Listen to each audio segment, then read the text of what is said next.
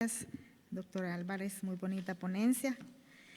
Vamos a continuar ahora con el doctor Ernesto Herrera Magaña, muy conocido por todos, con un amplio currículum que lo vamos a tener que resumir. El doctor Herrera Magaña estudió su doctorado en medicina en la Universidad de El Salvador, hizo su residencia de cirugía general, de neurocirugía en el Hospital Rosales y también tuvo su título de especialista en neurocirugía en la Universidad Central de Venezuela y luego un diplomado de educación superior en la Universidad Evangélica de El Salvador. Ha desempeñado cargo de docencia en la Universidad Evangélica de El Salvador, en la Universidad José Matías Delgado, en el Hospital Nacional Rosales, en el Hospital Benjamín Blum.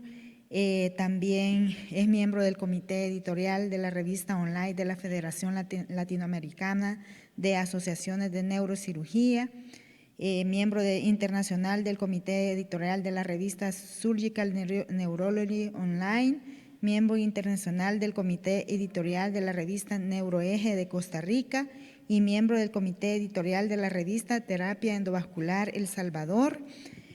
Pertenece también a la Asociación de Neurocirugía de El Salvador en varias ocasiones como secretario, como tesorero, como coordinador de comité académico científico, como presidente de congresos, también ha sido delegado alterno ante la World Federation of Neurosurgical Societies del 2014 al 2016, representante del sector norte de América ante el capítulo de base de cráneo de la FLANC también. Ha tenido cargos honoríficos como presidente de la Federación Latinoamericana de Asociaciones de Neurocirugía y también pertenece a varias afiliaciones profesionales como el Colegio Médico de El Salvador, Asociaciones de Neurocirugía de El Salvador, Asociación Centroamericana de Neurocirugía, Federación Latinoamericana de Asociaciones de Neurocirugía y también pues a la Federación Mundial de Asociaciones de Neurocirugía. Qué orgullo tenerlo en nuestro hospital y en este congreso, doctor. Así que le dejamos su tiempo para que también nos deleite con su tema.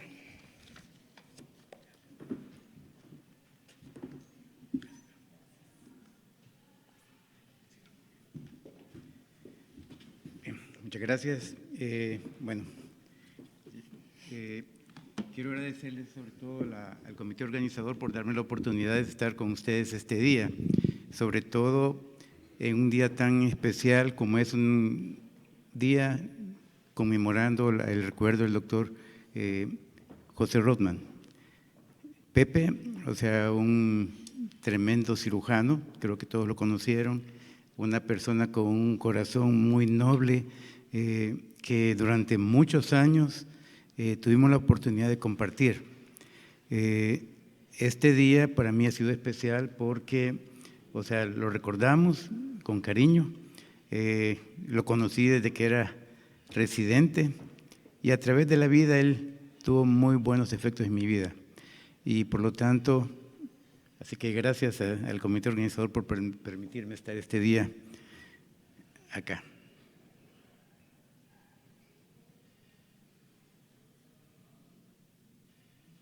Bien,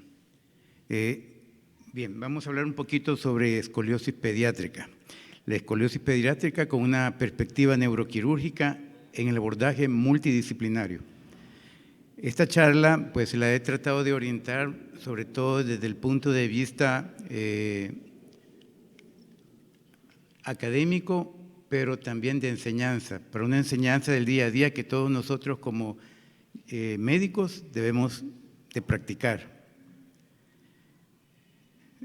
Acá algunos recuerdos del doctor Pepe. Bien, cuando pensamos en escoliosis, recordamos siempre una columna curva. Y al pensar en una columna curva, siempre pensamos en cirugía. Pensamos en los diferentes abordajes, ya sea laminectomías, instrumentaciones, diferentes tipos de instrumentaciones, diferentes tipos de materiales que a través de los años han ido cambiando, pero sin embargo aún falta mucho para llegar a ese punto ideal en el manejo de los pacientes con escoliosis.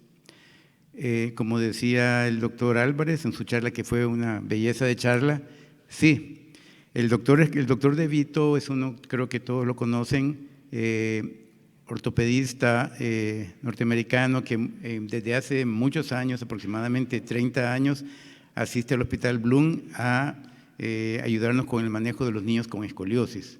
Él desarrolló un proyecto muy bueno que ha estado continuando a través de estos 30 años.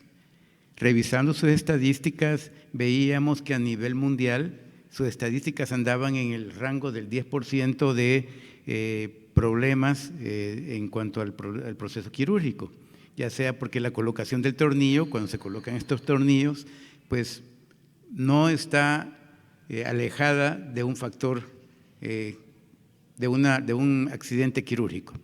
Entonces, lo aceptado a nivel mundial era alrededor del 10%.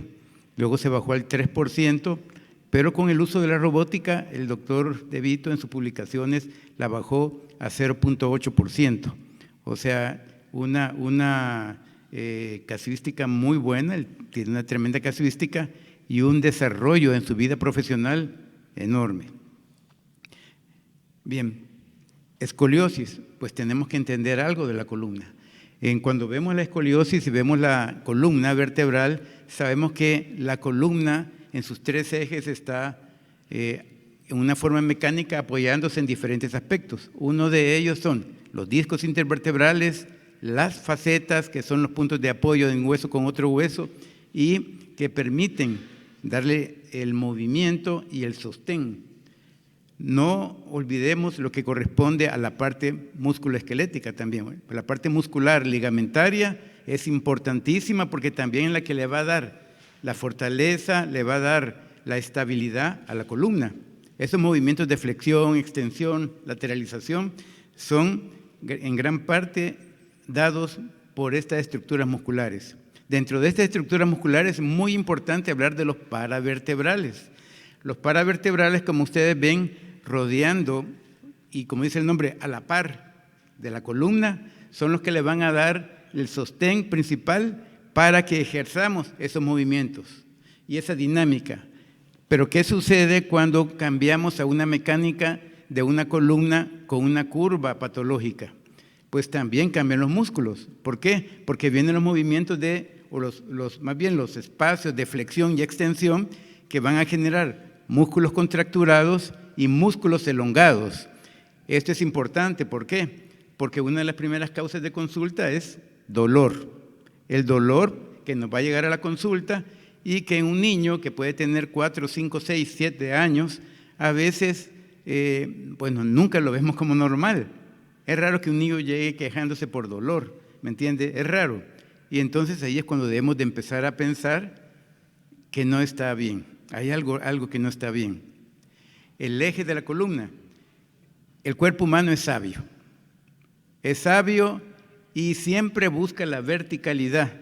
¿Qué significa? Como vemos en el esquema, una curva única puede convertirse en una doble curva, lumbar y luego corrección a la dorsal, con una presencia de una doble curvatura, dorsal-lumbar. ¿Por qué? Porque el cuerpo humano siempre busca el eje vertical, siempre busca esa línea media. Eso que nos va a ayudar a mantenernos erguidos, pero ese erguido va a expensas de las contracturas musculares, del cambio de la dinámica, de la biodinámica de la columna vertebral. Y es así que muchas veces nos llega el niño a la consulta y, ok, lo examinamos y de entrada podemos ver algunos cambios que nos dicen, hay un problema en esa columnita, probablemente hay una escoliosis y empezamos la investigación. Pero a veces vemos el paciente y lo vemos en forma brusca y lumbago. Pensamos que solo el dolor es lumbar, que quizá fue por un estirón, quizá fue porque jugando fútbol se golpeó o durmió mal, etc. pero en los niños tenemos que ser todavía más precavidos. Algo pasa para que un niño con esa elasticidad que tiene en sus músculos, en esos ligamentos, se queje de dolor.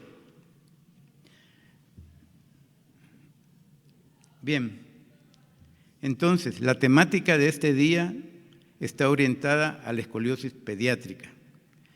La escoliosis es una deformidad de tipo tridimensional. ¿Por qué? Porque puede ser afectada en cualquiera de sus ejes, hacia la derecha, hacia la izquierda, hacia adelante, hacia atrás.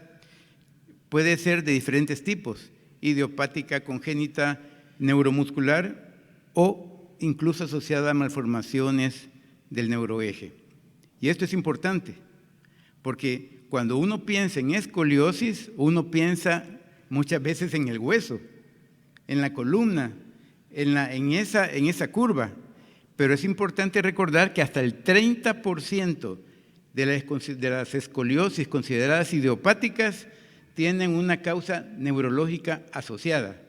Y ese 30% es importante de tenerlo en mente, porque si no lo identificamos, un tratamiento puede considerarse un riesgo alto para un paciente. ¿Entiende? Entonces, por eso es importante. Entonces, ¿cuál es el objetivo de la charla de ahora?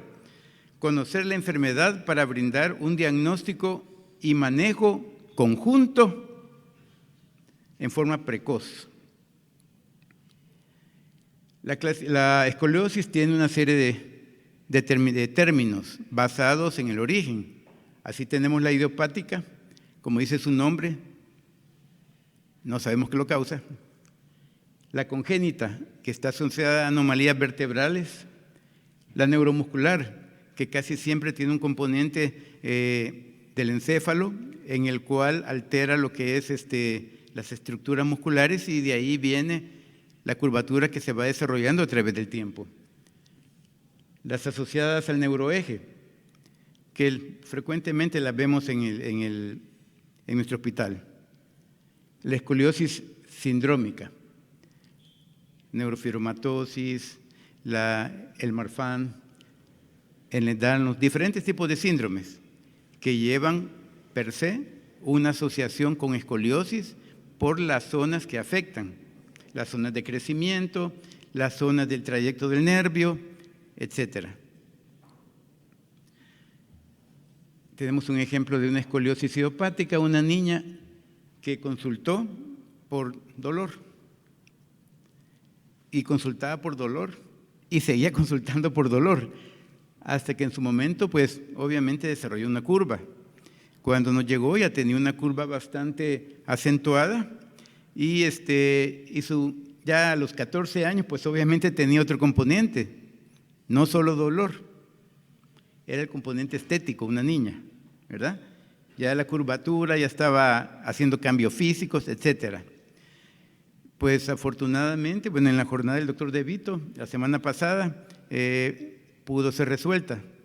Y de esta forma, la niña va a llevar un proceso que ya vamos a hablar, que es la rehabilitación, y gracias a Dios, al éxito quirúrgico que tuvieron en la jornada, o sea, la niña se va a desarrollar en muy buena forma, pero siempre con una actitud bien positiva. ¿Por qué? Porque es importante saber que la parte psicológica siempre va de la mano. Es interesante ver cómo un niño, después de una cirugía tan grande, muchas veces no necesita ni fármacos, o sea, para el dolor. A la semana ya se reincorporaron y empiezan a pensar cuándo van a ir al colegio. En cambio, también tenemos niños, ustedes recuerdan algunos de ellos, que los vieron en ortopedia, los vieron en cirugía, cuando estaban ingresados en el postoperatorio, que se quejan del dolor y dolor y dolor, pero si vemos el antecedente, también tienen algún trastorno de personalidad. Y entonces, previamente necesitan también, muchas veces, un abordaje psicológico para antes de pasarlos a un abordaje quirúrgico. No es solo que llegue el niño, es quirúrgico y pasemos la sala. Tiene que llevar una preparación. Cuando hablamos de la escoliosis idiopática, como el nombre dice, causas, me preguntan, y la respuesta del idiopático es a saber. Eso es lo que quiere decir. Sin embargo, vemos que a través del tiempo han surgido múltiples investigaciones y ya las investigaciones genéticas empezaron a dar ya algunos frutos, como se ven que en los pacientes con escoliosis idiopática, o sea, se han encontrado algunos factores en los cuales se ha demostrado variantes en algunos genes, en algunas de las cadenas genéticas que están asociados, y también la herencia, o sea, digamos, la historia familiar. Alteraciones del neuroeje. Muchas veces los pacientes pues no le encontramos nada. Las imágenes no tienen nada, no tienen cambios en el eje, no hay Chiari, no hay siringomielia, no hay cordón anclado, no hay nada. Pero el examen físico encontramos muchas veces trastornos de la propiocepción. ¿Y por qué es importante esto? Porque el trastorno de la propiocepción es el que nos ordena, es decir, espacialmente, qué músculo va a funcionar, si vamos a cruzar a la derecha, a la izquierda, dónde estoy, si es el dedo gordo o es el dedo chiquito del pie, etcétera. Es el que nos va a ubicar. Y si hay un trastorno, la organización cerebro-estructura muscular puede variar y puede ser que estimule más a un segmento, el lado derecho, que el otro segmento, el izquierdo. Y por lo tanto el desarrollo va a ser diferente, ¿entienden? Entonces de ahí vienen otros tipos de teorías. Crecimiento y maduración. Pues el crecimiento y maduración está francamente relacionado, está francamente demostrado. Hay 2 etapas en las cuales la escoliosis empeora. Justamente en la etapa de la niñez, cuando el niño pega el estirón alrededor de los 6 años, 7 años, y la pubertad y adolescencia. Son 2 momentos importantísimos que cuando tengan estos niños y los tengan enfrente y hagan su seguimiento, pues hay que ver esos cambios, hay que ver esa columnita como vamos a ver en algún momento. ¿Por qué? Porque allí es cuando empieza a aparecer el cambio de la curvatura escoliótica. Tiene mucho que ver también en la etapa que desaparece, que ya el desarrollo del muchacho ha alcanzado la madurez. ¿Por qué? Porque en ese momento se estabiliza y si no siguió la curva incrementando, probablemente allí va a parar. Y esto es importante porque yo les decía, cuando hablo con los colegas, a veces les digo, es increíble, yo en mi consulta, ustedes saben que trabajo con niños y con adultos, y es increíble que en mi consulta privada veo un promedio de 2 a 3 escoliosis por día. Por día. ¿Por qué?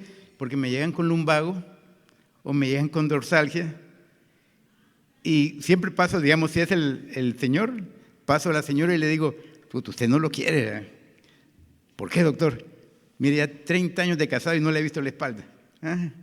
Y tiene la curvatura y yo le demuestro que hay una escoliosis o incluso en algunas ocasiones, un día en el servicio estaba hablando sobre escoliosis y les digo a los residentes, vamos a hacer una prueba aquí, párense acá. Y llamé a uno de los muchachos que era varón y le dije, vamos a ver, párate aquí, vamos a evaluarte para ver cómo se hace el estudio de la escoliosis, etcétera. Y de repente tenía escoliosis. Y todos empezaron a reírse, no, vengan para acá. Eran 4 muchachos y los 4 tenían escoliosis. Entonces, leves, discretas, que en este momento no le generan dolor, ¿me entiende? Porque esto es frecuentísimo, pero con los descuidos de la vida, muchas veces, o sea, empieza el dolor. Influencias hormonales. Se ha investigado también a través del tiempo cómo influyen las hormonas, y en el caso de las niñas específicamente, cómo los estrógenos están relacionados con el incremento de la curva. ¿Por qué? Ustedes saben que en una relación casi de 9 a 1 son niñas, casi siempre son niñas, ¿verdad? Y entonces, ¿qué relación hay con los estrógenos?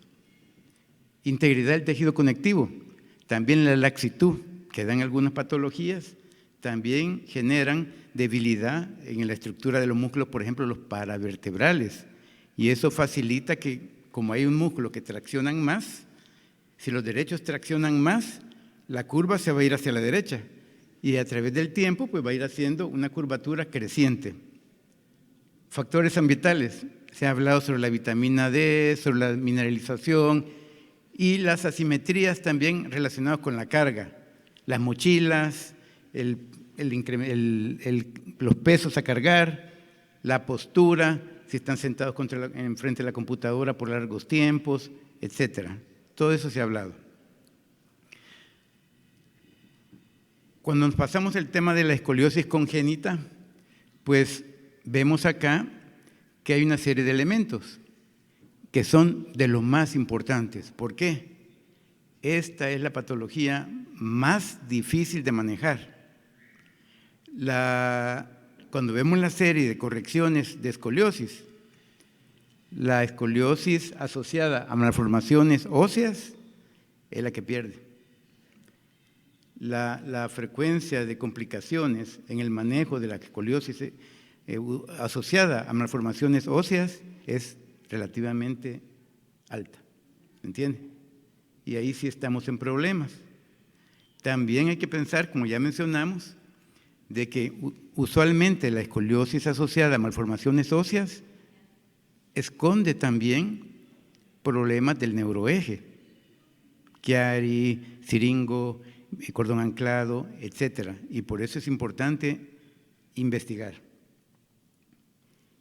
En la escoliosis congénita, pues básicamente cuando hablamos de ella, podemos decir que hay tres tipos. Si la vértebra no se desarrolló en forma adecuada e hizo vértebras en cuña, si la vértebra no se segmentó, o sea, quedó pegada, o el tercer tipo, si aparte de tener una vértebra que no se formó adecuadamente, tiene vértebras segmentarias, o sea, que se pegaron, nacieron como en el Klippel-Feil, por ejemplo, que las vértebras están solidificadas, ¿me entiende? Y esto, por lo tanto, facilita curvas. ¿Por qué? Porque el crecimiento en un punto específico va a estar alterado porque es un segmento rígido. Escoliosis neuromuscular, pues de difícil manejo también. ¿Por qué? Porque no solo es la columna, sino que también hay un componente cerebral que está mandando malas órdenes y por lo tanto viene el problema de la escoliosis. Escoliosis con compromiso del neuroeje. Traje a colación esta imagen porque, aunque la placa está un poquito dañadita, es por una paciente de 33 años que me llegó con historia, que fue vista a través de la infancia, a través de etcétera, y nunca se determinó esa escoliosis. Hasta que 1 año y medio antes de la consulta comenzó con disestesias, la empezaron a manejar por las disestesias y luego un trastorno motor consistente en una debilidad en el hemicuerpo izquierdo, que finalmente terminó, cuando ya me llegó a la clínica, ya llevaba una cuadriparesia desproporcionada. Ya le habían mandado estudios y dentro de los estudios, pues presentaba lo que vemos ahí, la flecha de abajo, pues muestra un Chiari y todo lo que vemos allá es una siringomielia, que es una siringobulbia con siringomielia también. Como ustedes ven ahí, es una bulbo medular. Todo lo blanco que ven ahí es líquido cuando ven el canal espinal. Era una siringomielia enorme. Sí lo operamos, le hicimos una cura de Chiari, que es una corrección de la fosa posterior. La seguimos aproximadamente 6 meses. Vimos mejoría, jamás recuperación ad íntegro. ¿Me entiende? Ahora ya camina, ¿verdad? Tiene una hemiparesia derecha. Y la pregunta es, ¿qué hubiera pasado si lo hubiéramos descubierto en la edad pediátrica? ¿Me entiende? ¿Qué hubiera pasado? Quizás estaría bastante mejor. Aquí tenemos, para que comprendamos lo que es una siringomielia, pueden ver el canal espinal, y como ven en la imagen de arriba a la derecha, bueno, a su izquierda, no, a su derecha, el centro, lo rojo, es el epéndimo, que a medida que va creciendo, va empujando estructuras. Dentro de ellas las corticoespinales, las cuales, como las va empujando, las va maltratando. A medida que las va maltratando, va comprometiéndolas hasta que se van isquemizando. Y a medida que se van isquemizando, pues la función va perdiéndose. Entonces, hay varias sesiones en los diferentes congresos que hablan sobre esto. Cuando, digamos, ¿por qué qué tan a menudo se nos escapa el diagnóstico de Chiari? ¿Me entiende? Y por lo tanto, ¿cuánto tiempo? Es decir, en muchas ocasiones no es tratado o es tratado ya muy tardíamente.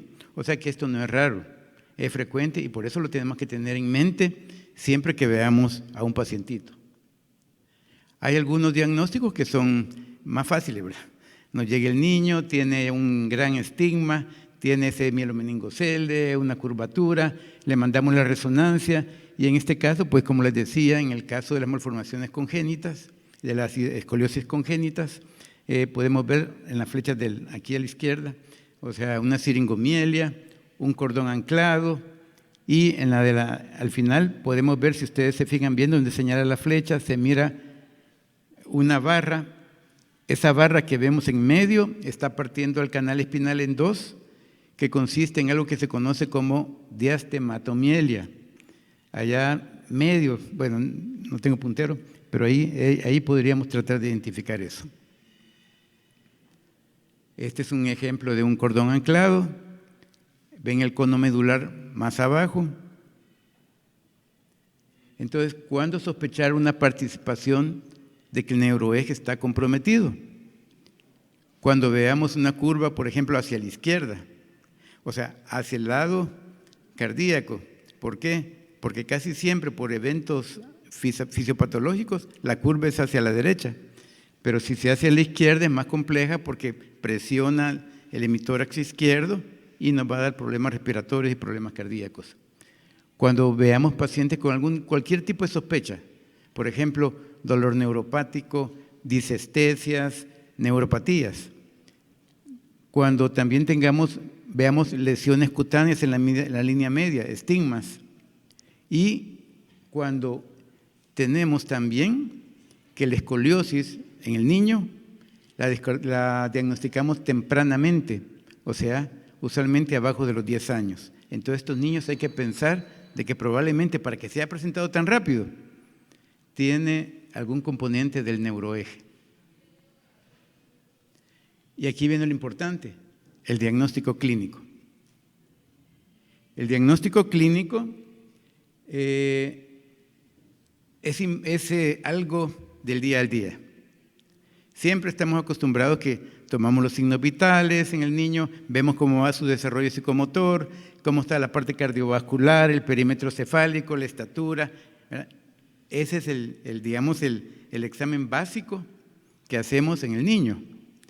Pero no es frecuente que le dediquemos un periodo de tiempo, unos 30 segundos, en verle la espalda, a ver si vemos alguna anomalía, para pensar. ¿Qué es lo que usualmente hacemos en la consulta? Acá tenemos, por ejemplo, en el niño, el cual, bueno, le vemos la espalda, ¿verdad? Estamos viendo cómo está parado, vemos, por ejemplo, la altura de los hombros, vemos la altura de las escápulas, vemos los pliegues, o sea, dorsolumbares, que están con las flechitas naranja. Elemento rápido. Otra parte de la prueba, si tenemos dudas, también colocamos al paciente en flexión y visualizamos también hombros y escápula. Y algo que yo siempre hago también es, le paso la mano directamente sobre la región dorsal para verificar si a la percepción sentimos una escápula más alta que la otra, porque a veces no la vemos, pero sí la sentimos, ¿me entiende? Y de esa forma vamos haciendo diagnósticos y que sean más precoces. En el de la izquierda, la flecha lo que señala es la clavícula. ¿Por qué? Porque muchas veces también, cuando ya vemos al niño que tiene una sospecha de escoliosis, nos vamos a la clavícula y vemos que hay probablemente una asimetría. Una clavícula está más alta que la otra, ¿me entienden? O una es más palpable o visible que la otra. ¿Qué nos sugiere eso? Que probablemente hay una rotación y ya no es solamente escoliosis, sino que es una escoliosis, ¿me entiende? O sea, otros componentes que también van a ir alterando el desarrollo. Ya el doctor Álvarez lo mencionaba, el uso de los diferentes dispositivos. Hay varias apps que nos ayudan. A mí me encanta esta, que es el POTSI App. ¿Por qué?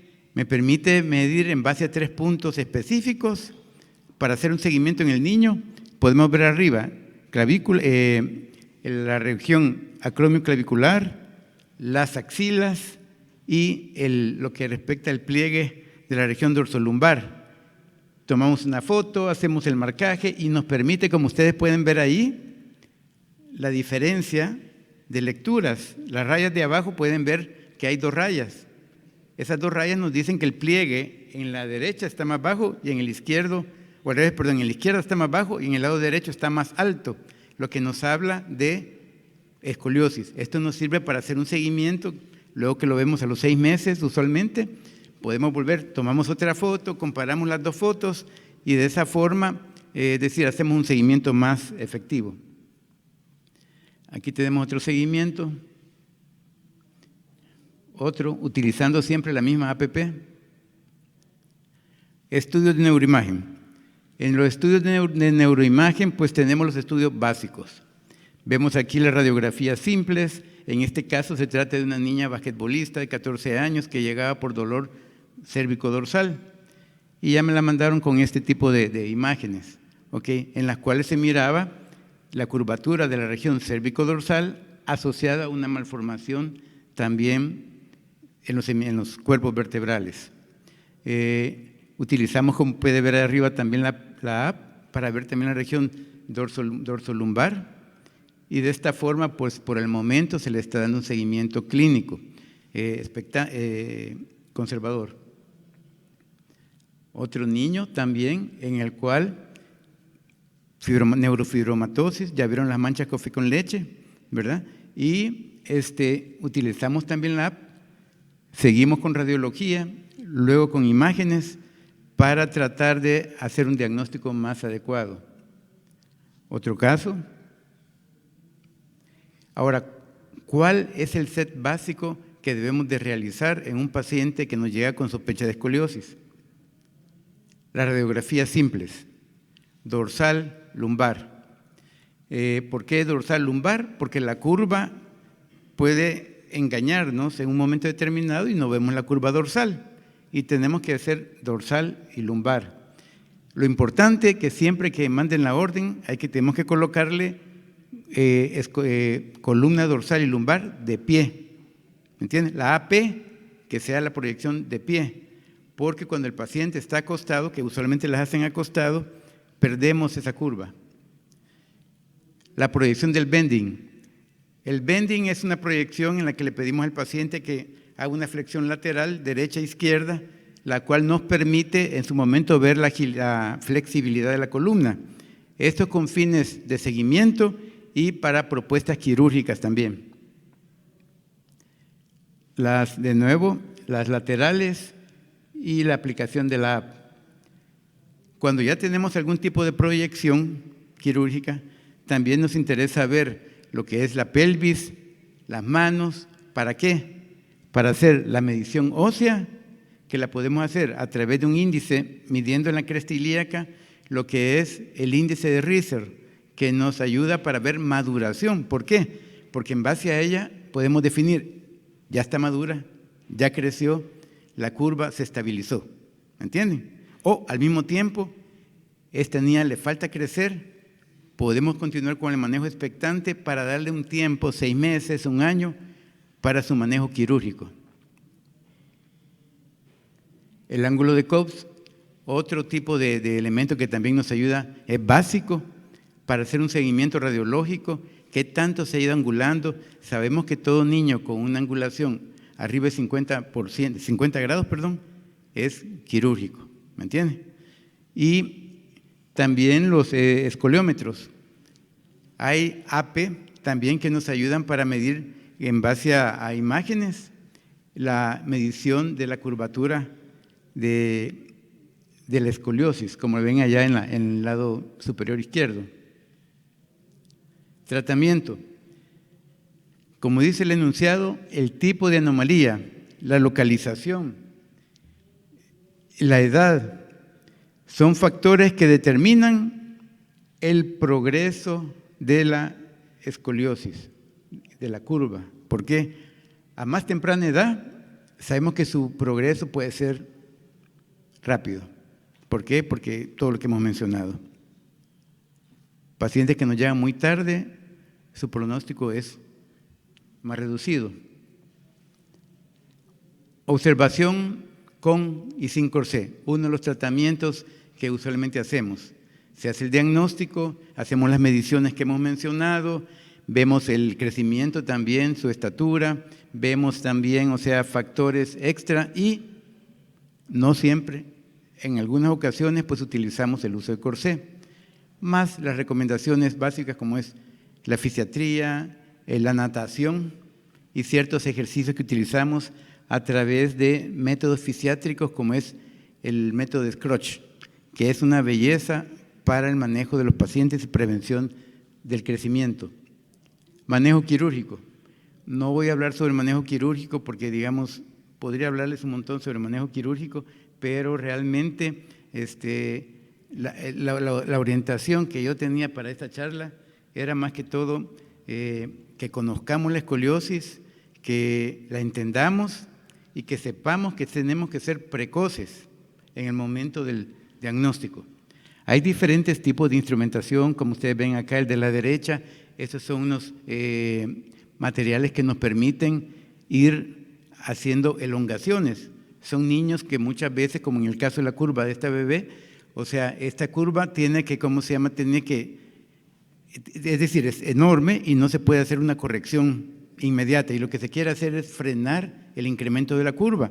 Entonces, esta barra nos permite irla elongando progresivamente. Usualmente se realiza cada 6 meses, ¿me entiende? Para tratar de ir mejorando la curva. Y la de la izquierda es el típico, digamos, o sea, la utilización de materiales de instrumentación. Existen lo que se llaman también segmentación de la columna y diferentes técnicas también a aplicar. Entonces, aquí vemos un antes y un después, en el cual también la estética es importante.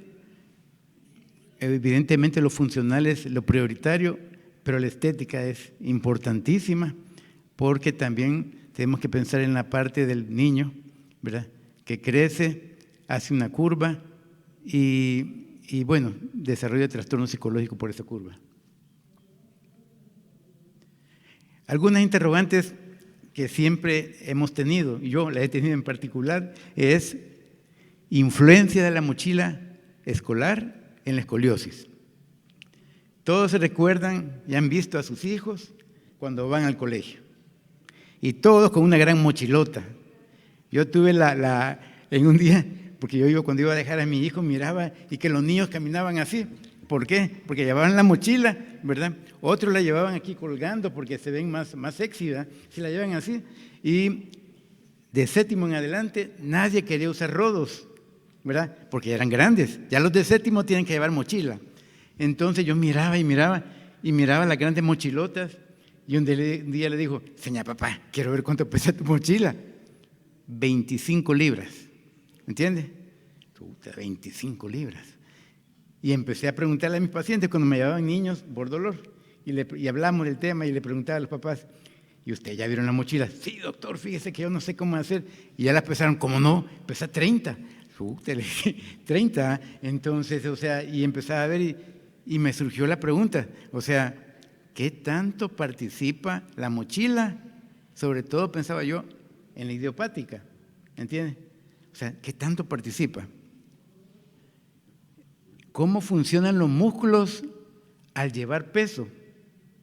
Sobre todo cuando hay una escoliosis. ¿Cómo funcionan? O sea, digamos, si ponemos el peso del lado derecho, toda la curvatura se va a la derecha, cadera, columna, ¿me entienden? Y lo que es el cinturón escapulohumeral. Entonces, bueno, revisando, se encontraron una serie de artículos y pusimos los claves. Estos artículos que ya mucha gente había pensado al respecto también, era mochilas escolares y escoliosis. ¿Qué relación había? Y se encontraron esos artículos y digamos que el resumen de esto es el siguiente. Pregunta y alcance. ¿Cuál era la pregunta que teníamos? ¿Existe evidencia robusta que vincule el peso o el uso de las mochilas escolares con la aparición o progresión de la escoliosis idiopática en niños y adolescentes? Entonces, revisando estudios del 2015 al 2020 principalmente, se encontraron los siguientes hallazgos. Y eso es lo que se usa, es decir, internacionalmente. Mochilas con cargas mayores a 10 o 15% del peso corporal del niño se asocian con mayor reporte de dolor, o sea, dolor lumbar y molestias musculoesqueléticas. ¿Entiende? Cambios biomecánicos a corto plazo incluyen en la reducción de la lordosis lumbar y no hay evidencia, es importante, no hay evidencia concluyente de causalidad con escoliosis idiopática, aunque puede exacerbar asimetrías posturales. ¿Entiende? Que el niño se sienta mal, es decir, que lleva la mochila con mucho peso, etcétera. Pero no se pudo encontrar un hallazgo concluyente. Sin embargo, vimos que hay limitaciones metodológicas en esos estudios. ¿Por qué? Porque muchos son estudios pequeños y no son estudios que han sido bien randomizados. Fíjense, la mayoría eran estudios transversales. Definición variable de mochila pesada, cuando se hablaba de la mochila. Había una falta, o sea, ¿qué es mochila pesada? ¿Entiende? ¿Cuántas libras implica una mochila pesada? No eran equivalentes. Había una falta de mediciones radiológicas también y un control insuficiente de varios, como le decimos, confusores, edades diferentes, el índice de masa corporal no estaba colocado, antecedentes familiares no eran reportados, pero sin embargo hay algunas implicaciones prácticas de estos estudios. Primero, limitar la carga de la mochila a valores, que es algo que ustedes pueden sugerir también cuando les pregunten, ¿verdad? Limitar el peso de la mochila a valores abajo del 10, algunos le ponen 15% del peso corporal. Usar ambas tiras y fomentar las medidas ergonómicas, bien sentados, bien acostados. Y algo muy importante también de este estudio, vigilar el dolor persistente o asimetrías progresivas y derivar en su momento a una consulta especializada cuando se tenga la duda. ¿Para qué? Para definir si amerita de algún tipo de proceso o investigación. Conclusiones. La charla ha tratado de abarcar una serie de elementos, ¿verdad? Pero como insisto, lo que quería abordar con ustedes ahora más que todo era que conozcamos de la escoliosis, cómo tratar de prevenirla, porque todo coincide en lo siguiente: diagnóstico precoz, resultados más satisfactorios, utilización adecuada de los elementos diagnósticos que tenemos, porque cada radiada implica también una exposición. Y acuérdense que en los métodos diagnósticos, las AP, luego pensar en el manejo multidisciplinario. Ya vimos que está relacionado con problemas cardíacos en algunos casos, urológicos, fisiátricos, y todo debe iniciar en la consulta habitual. ¿Me entiende? Si hacemos el diagnóstico precoz, vamos mejor. Gracias.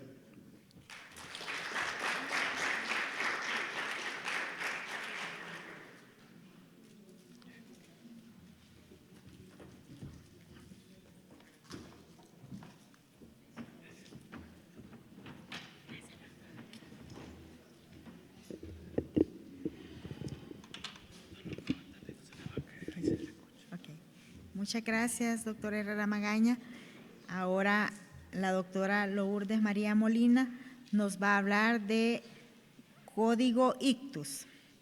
La doctora, pues muy querida en el Hospital Bloom, realizó sus estudios universitarios en la Universidad José Matías Delgado, tanto su doctorado en medicina como su especialidad en pediatría en el Hospital Nacional San Rafael, y se especializó en cirugía pediátrica en el Hospital Benjamín Bloom y en neurocirugía también en el Hospital Bloom, y hizo una formación en neuroradiología terapéutica en el Hospital de Pediatría Dr. Juan Garrahan en Argentina, y actualmente se encuentra trabajando en el Hospital Nacional de Niños Benjamín Bloom